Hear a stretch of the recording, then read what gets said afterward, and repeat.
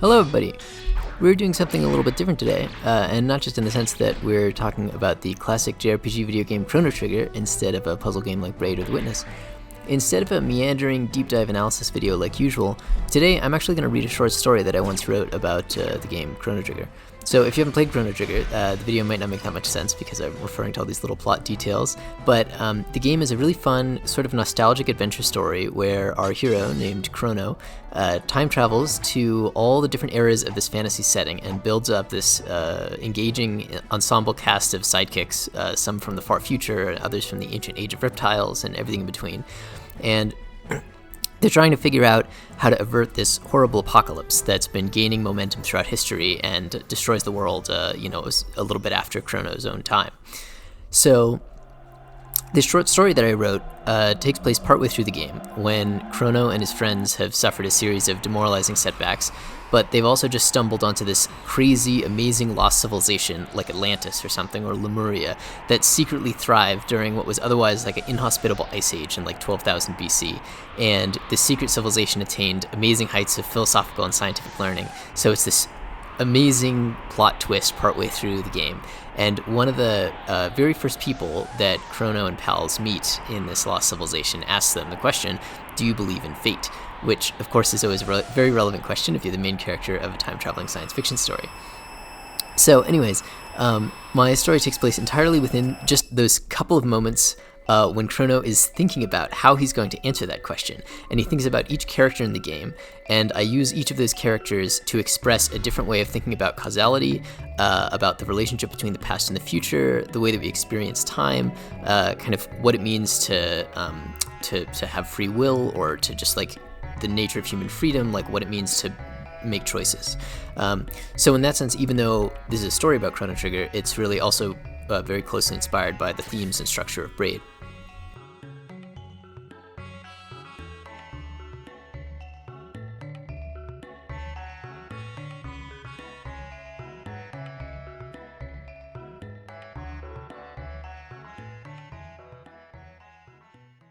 But now, without further ado, let's just get right into my story, which is called Thoughts in the Mind of Crono, upon his arrival at the town of Enhansa in the Empire of Zeal, having been asked the question, do you believe in fate?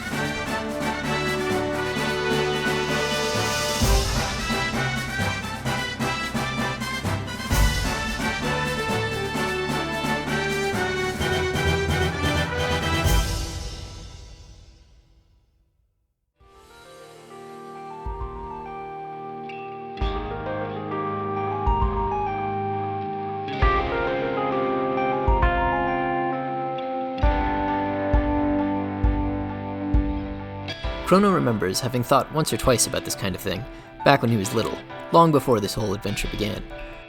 He remembers the ideas which, back then, might have shaped his answer. In those days, Crono had always felt a strong sense of progress. There might be small hiccups now and again, but over the long term, things were bound to move forward. It was this steady march which had so clearly brought the kingdom so far in the 1,000 years since its founding. There was a sense of momentum, of direction to events. The present was unambiguously better than the barbarous past, and the future was, in turn, sure to be even more prosperous than the present. In a way, Crono supposes, that's a powerful sense of fate. But on the other hand, fate, as in everything is part of some secret plan, whole nations and histories just pawns on a cosmic chessboard, events like carefully arranged dominoes all conspiring toward a predetermined end, it's just too absurd. It's cartoonish. It's so obviously contrary to the ordinary, everyday world of infinite tiny choices and considered, freely made decisions. Maybe he could talk himself into some subtler definition of fate. But the ordinary one, the idea that it all happens for a reason, that such and such was always meant to be, it's a myth, it's make-believe. It's just too silly to be true.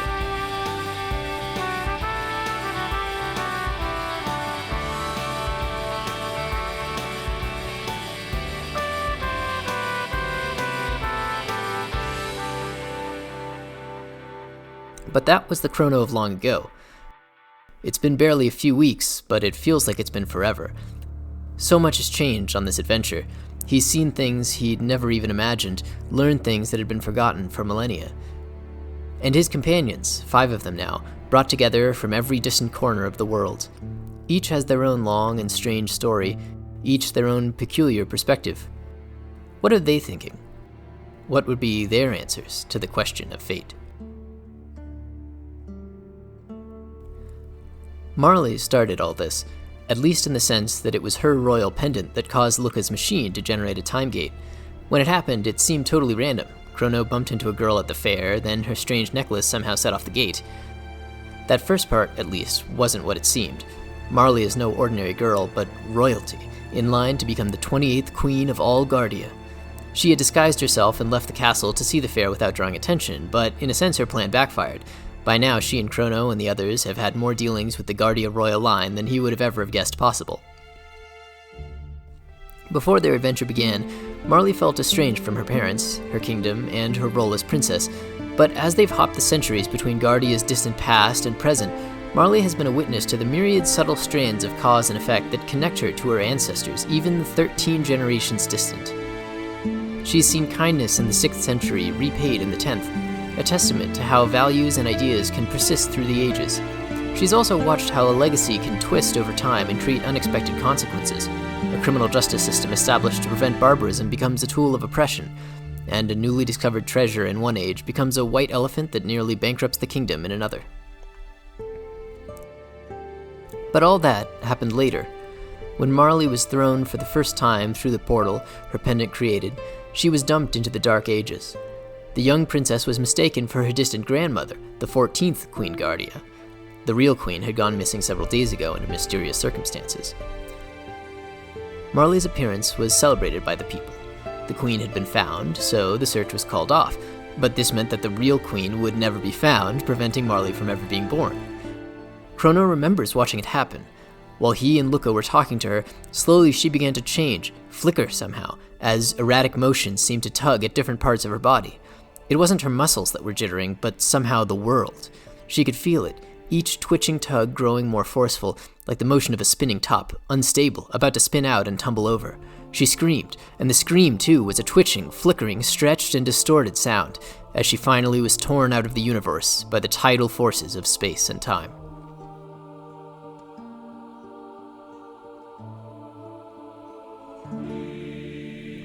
What must this have been like? The rest of their party have seen a few changes like this, but to actually experience them, to know that you are changing, that your existence is racing around a vicious loop of causality, to know that the childhood you remember, the childhood that in this instant you really had, is somehow different from the one you had a moment ago. To feel yourself shaped by the past in an infinity of ways, to know with helpless certainty that you are only the inevitable, fated product of that succession of events, but in another sense not inevitable at all, that you're so fragile, so unstable, that surely nothing could ever be predestined, when even the slightest change can throw such chaotic torques into the path of future history.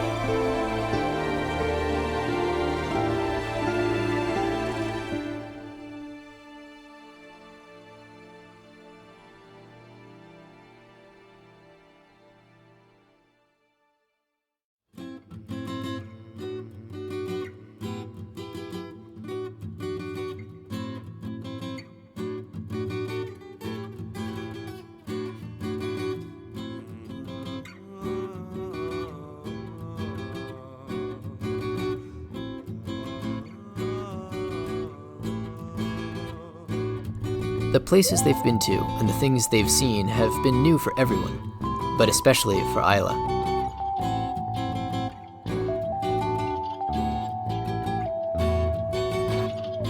In her world, nothing was ever new. She lived in a tribal society millions of years ago.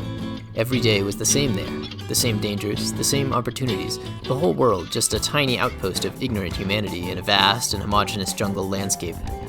Whole centuries come and go there without much event. Any history is first blurred into mumbled myth, then forgotten. Hell, if anybody had asked her about fate before all this started, she probably wouldn't even know what they were talking about. Fate? You mean, what do I think about all the stuff that hasn't happened yet? Well, of course it's figured out ahead of time, dummy, because I've already done the figuring. It's gonna be just like all the stuff that's already happened before. Indeed, Crono doesn't think her opinion has even changed much in all the time since they met her. Medieval kingdoms, dystopian futures, lost Atlantean empires. To Crono, each era seems dramatically different, their cultures and levels of technology diverging wildly from what he experienced in his own time. But to Ayla, everywhere they've gone has been so unbelievably far from anything she's used to, the different eras might feel equally incomprehensible. Connecting past to future across that vast gulf, Crono's not even sure if Ayla realizes that these different worlds really are all different parts of her future, rather than just different places somewhere else on the planet.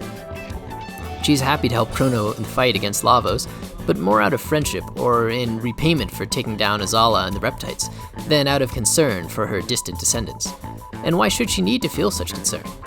No matter what happens to Guardia Kingdom or the Empire of Zeal, it's all millions of years in the future for her. When this adventure is over, and Ayla returns to Iota Village, none of these places will have any relevance anymore. She'll go back to living her life, and when it ends, other people will be living other lives a little different from hers, and it'll go on like that, for thousands and thousands and thousands of generations. The future no different from the past, each day just the same as the one that came before.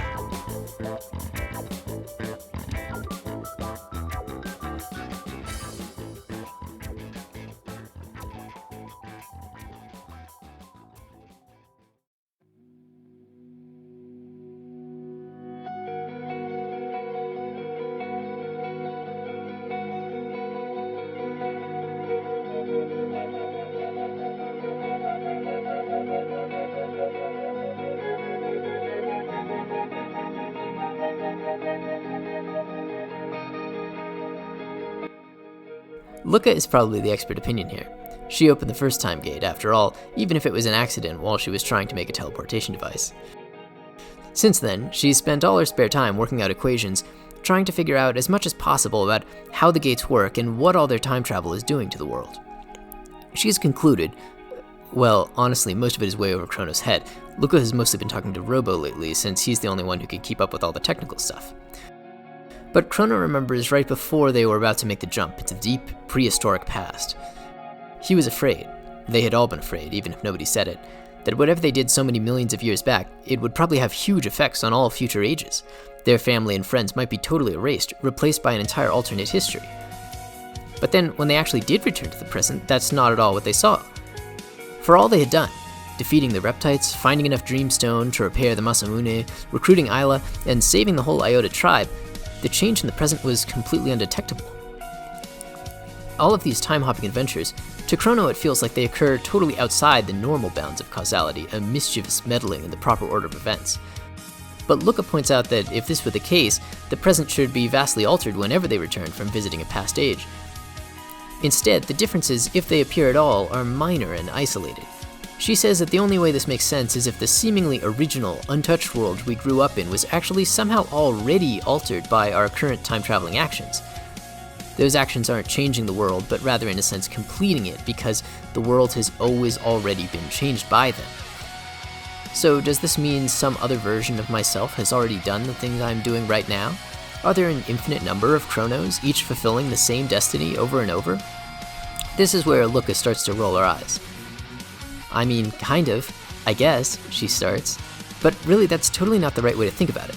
You see, you're still trying to frame things as a result of a normal process of cause and effect, made cyclical because of our time travel, of course, but still decidedly temporal in the ordinary sense. Really, it only makes sense to think of the universe stabilizing itself through a causal resonance on some unknown extratemporal level. All of us time travelers necessarily exist in such a way that our actions are not only self-causing, but also self-stabilizing in the case of variance. And as for how things got this way in the first place, well, not through any normal process of revision, but instead via some kind of instantaneous extratemporal harmonic resonance effect. So, yeah, no infinite Cronos. And no fate?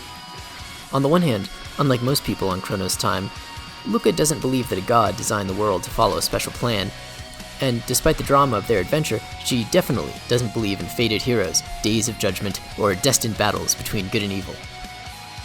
But on the other hand, she does believe that the universe is deterministic. If you knew what every particle in the whole world was up to during one particular instant, you'd be able to predict their future movement and interactions perfectly, so you'd know exactly what the whole future world would be like. How did the particles happen to get like that, rather than being in some other configuration? Well, Lucca says the world went through some kind of extratemporal settling process of self-stabilizing resonance, which means our particular history is cradled in some low-energy configuration, at least a local or possibly global minimum within possibility space. Deterministic history, that means the future is inevitable. Settling into a stabilizing minimum, that means things couldn't have happened any other way. Lucca might not call that fate, but to Crono it at least sounds pretty similar.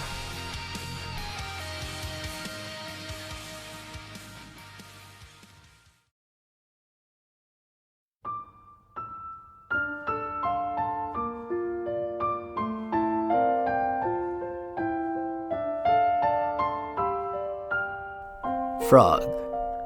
Frog is a strange one.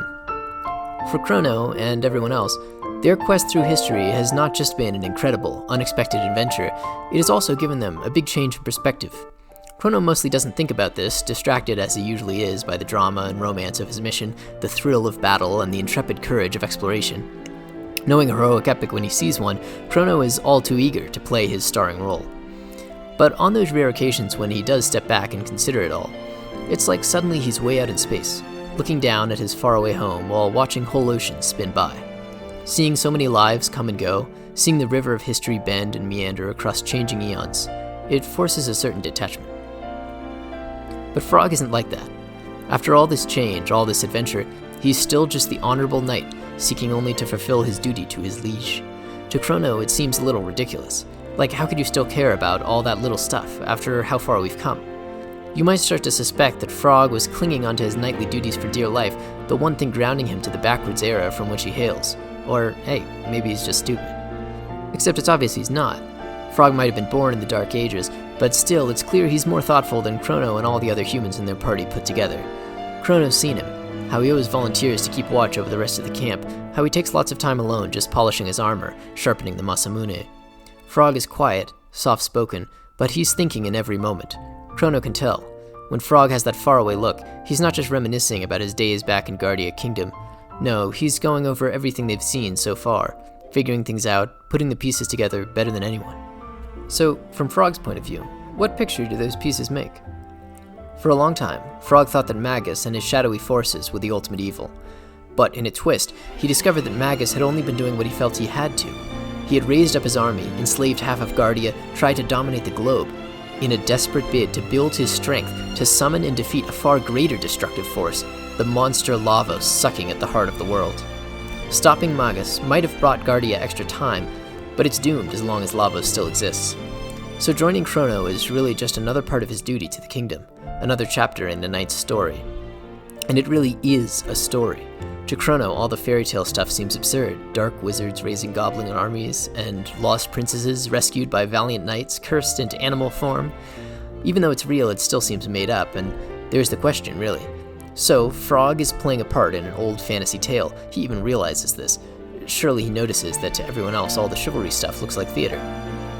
But is he acting by nature, or by choice? Back before Crono had pieced together the Masamune, Frog was living alone in the forest. He had lost faith in himself. He felt he was an imposter living in Sirius's shadow. Sirius was the destined hero, but he was killed, and Frog was failing in his attempts to fill that void and save the kingdom himself. Now he's succeeded. Eventually he did take the legendary Masamune and used it to defeat Magus in the Dark Tower. So now Frog feels a lot better about himself, but what does he think of fate? Cyrus had fate, but I did not. He was fated to defeat Magus, but failed. Instead, with thine aid, I succeeded. Impossible, thou might say. If thy were the one who saved the kingdom, then thy must have been the fated hero. Yet somehow I know that is not the correct interpretation. Perhaps mine was rather to inherit a destiny that by rights belonged to him? I cannot say. Fated to defy fate, destined to give off the mere appearance of destiny? Or maybe there is no real destiny, yet if Frog believed in destiny, it was inevitable that he would find a way to defeat Magus? Is an imposter hero still an imposter if he's perfectly filled the role? Is it only his own attitude towards his actions that holds him back from becoming the true knight that others see in him? And if so, one must ask, can a sufficiently skilled actor hope to transform himself into the character he imitates? Crono wonders if those are some of the questions Frog has already been asking of himself, in all those quiet moments.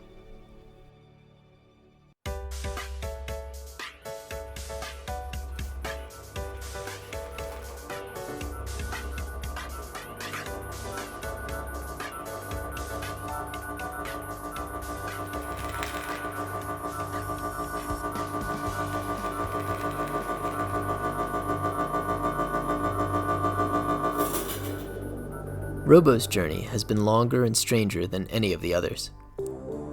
Created as R66Y by the mother brain of Genodome's automated factory, Robo was originally designed for the sole purpose of bringing Mother Brain's electric dream into reality.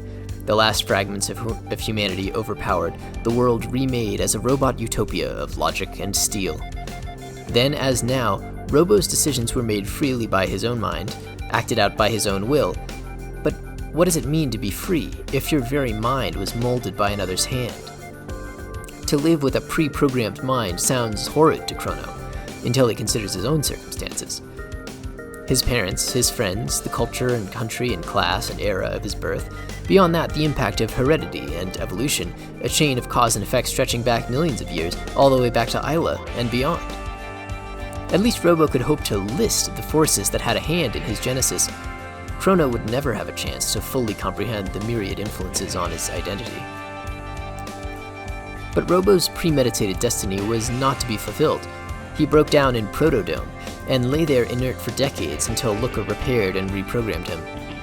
Since then, he's been living and adventuring with Crono, Lucca, and the rest.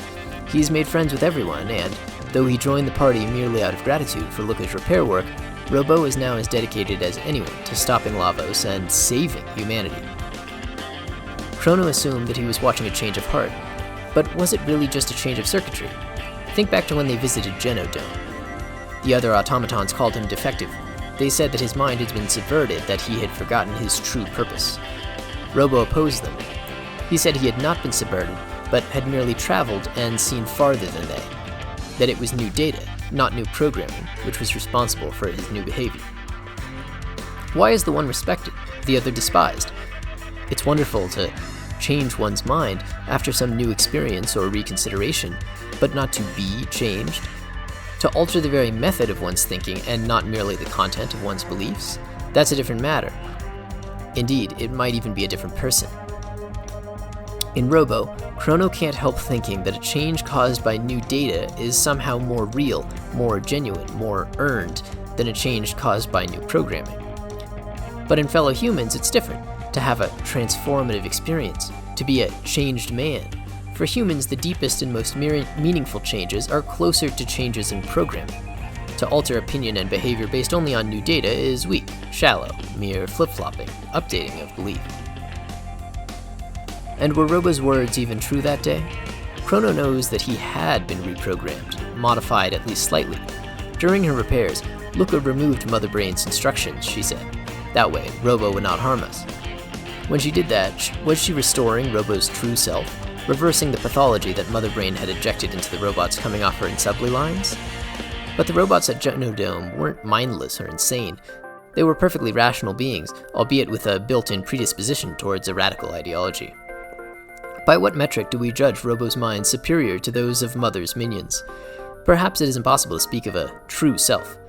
Could it be that the thought of repairing a personality is fundamentally an absurdity? When they confronted Mother Brain, her menacing, holographic image flickered and sheared across the monitors like reflections in a shattered mirror.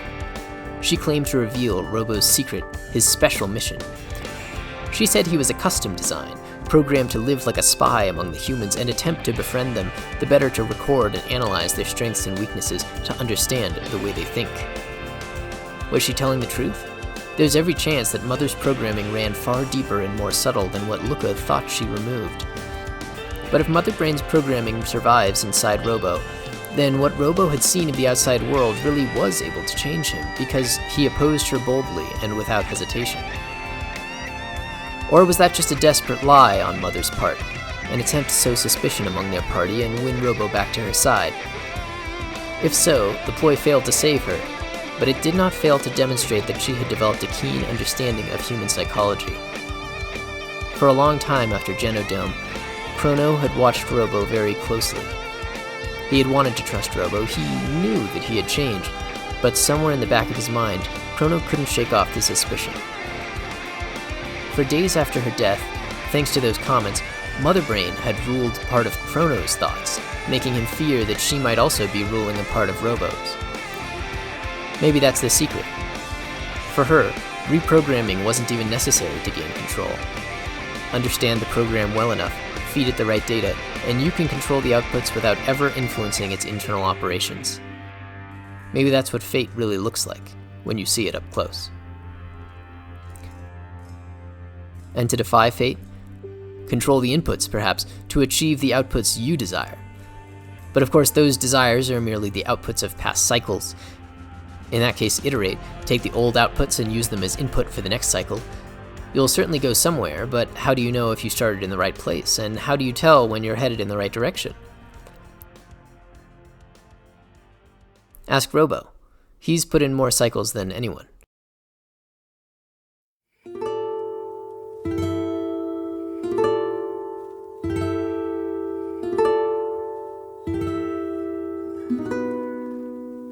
Growing up, Crono had often heard the legend about Fiona, the woman who died in the Middle Ages trying to protect her forest near her home from Magus's armies. After we had traveled to that time, stopped Magus, and actually met Fiona, Robo volunteered to stay behind and help her cultivate the fledgling woods. Crono left him there, and zipped forward to 1000 AD. In total, only a few hours for Crono and the other humans, but 400 years for their mechanical friend. Working day after day, living alone like a hermit, in those many lifetimes he had turned the entire southern desert into a lush expanse of woodlands. They found his broken down body preserved in a cathedral, venerated as a holy relic by those who came to celebrate the forest. When Lucca had finished rebuilding him for the second time, he told them his story, the things he had learned, the paths he had walked in his wandering thoughts as the eons slipped by. He told them how, in his million hours of lonesome thought, many seemingly complicated things revealed themselves as simple and clear.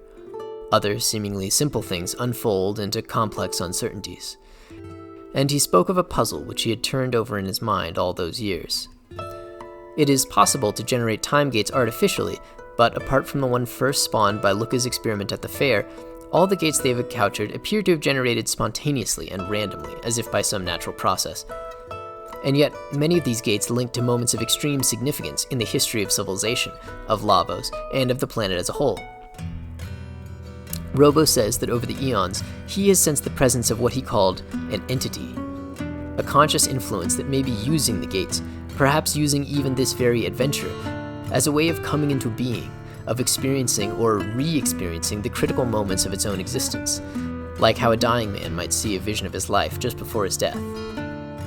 The nature of this entity, if it exists, is a total mystery. But if a conscious force is alive at work in the world in this way, if there is some invisible world spirit guiding them, leading them on this tour through time, preparing them for their inevitable confrontation with Lavos, then fate is surely the only word we could use to describe it.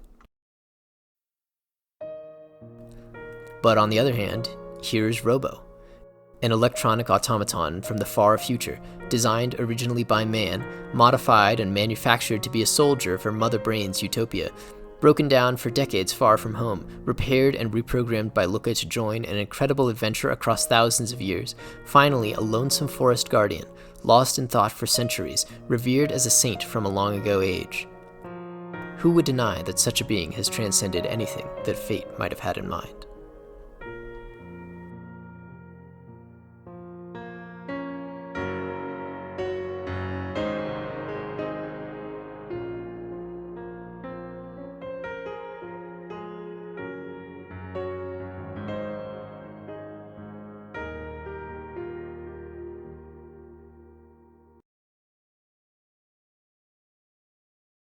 Crono ponders all these things as he considers his answer.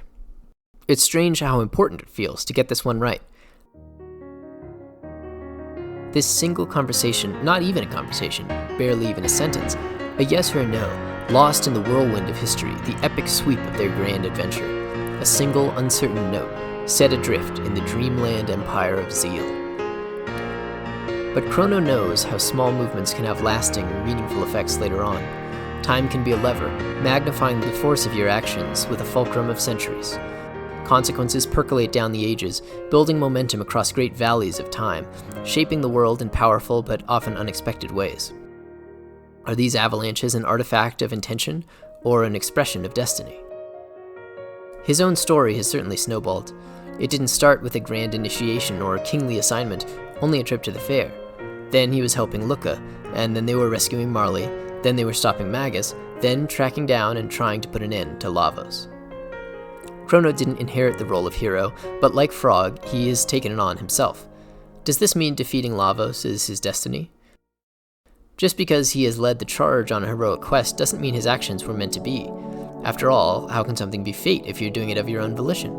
Crono chose this path freely, every step of the way. But did he really? Robo made a choice to turn against his creator, Mother Brain, and to help redeem humanity rather than destroy it. But Robo's thoughts are pure clockwork, bound by a program forged by Mother Brain and modified by Lucca. And if Lucca's right about the whole universe being deterministic, that means his own mind is really no different from Robo's. Throughout these eons, Crono has been taunted by the sight of the same tragic scenes repeating over and over. People just keep making the same predictable choices. Basic human tendencies keep asserting themselves. Empires rise and fall, a parade of blind tyrants making the same mistakes over and over, trying to take advantage of a dark power they could never comprehend. Like Crono, these despots might see themselves choosing freely every step of the way, but from the outside it all seems so inevitable, so mindless. Amid these cycles of destruction, Crono finds it hard to conceive of any intervention that could meaningfully disrupt or escape these devastating rhythms, rather than merely warping the timber of individual details. Why do we fall into this trap? How did Lavos become the resonant frequency of civilization? If these people could see the whole sweep of things, Crono imagines, could see how many had gone before and how many would go after, then maybe they'd change, maybe they'd be able to stop. So maybe one kind of fate is just lack of knowledge. These tyrants, they're fated to their foolish actions only because they can't see far enough to understand the consequences. And maybe if you can see the consequences, then you can choose more wisely and defy your fate. Is that what Magus was trying to do? Cronos will never forget the image of that great wizard standing alone in the darkness at the top of the world. Crono knows he sees farther than the tyrants, but can he ever see far enough to change his own destiny? Lucca would remind him that his adventures through time provide no special advantage here. He can peek forward only to the dystopic, devastated future that will occur if he doesn't try to prevent the apocalypse. It gives no indication of whether he will be successful if it does. Or maybe, if Lucca's already altered theory is correct, then it does give indication that they've already failed. Lucca says it's complicated. Some things, even big things like the New Forest, can change, while others, like Marle's identity as Princess of Guardia, cannot. He remembers Robo's ideas about the entity. Compared to that entity, he surely knows nothing. He might be traveling through time, but he'll never have the whole picture, and he doesn't have any special insight into the ultimate outcomes of his own actions. He can try to make things better for the people of Guardia, and maybe too for people of Aristome, but who can guess what happens a million years from now? It's as unknowable to him as his time is to a member of Ayla's village.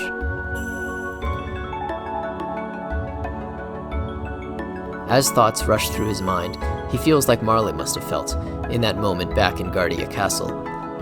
He's not just torn between a yes or a no, rather, somehow it seems his whole identity is in flux, that he as a person has become undefined, unbounded.